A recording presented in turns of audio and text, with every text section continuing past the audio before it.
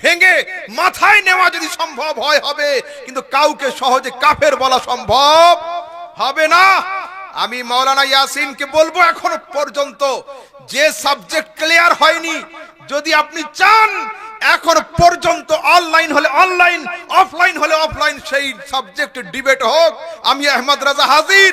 আর যদি সেই সাবজেক্টকে ছেড়ে দিতে চান, তো আপনি আপনার কমেন্টের মধ্যে যেটা লিখেছেন আমাকে কাফের এবং মুশরিক, আল্লাহ পাকের ইজ্জতের কসম, আপনি আপনার আব্বা দুজনেই জীবিত আছেন, মোনাজারাতে আসুন।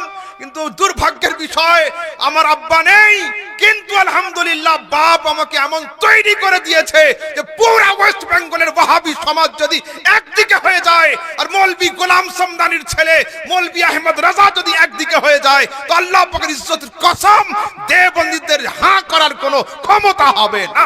নারায়ে তাকবীর, নারায়ে রিসালাত, মাসলাকে আলা হযরত জিন্দাবাদ, উলামায়ে আহলে সুন্নাত জিন্দাবাদ, উলামায়ে আহলে সুন্নাত জিন্দাবাদ, নারায়ে তাকবীর, আল্লাহু আকবার, নারায়ে রিসালাত, ইয়া রাসূলুল্লাহ। এখনো পর্যন্ত আপনার পিতা জীবিত আছেন, দেওবন্দীদের বয়স্ক আলেম, সঙ্গে তাকে নিয়ে আসুন, আর নয়তো দারুল উলুম দেওবন্দ থেকে দু চারটে ভাড়া করে নিয়ে আসুন। মিথ্যা বলাই তো আপনাদের অভ্যাস, আপনাদের খাসলত।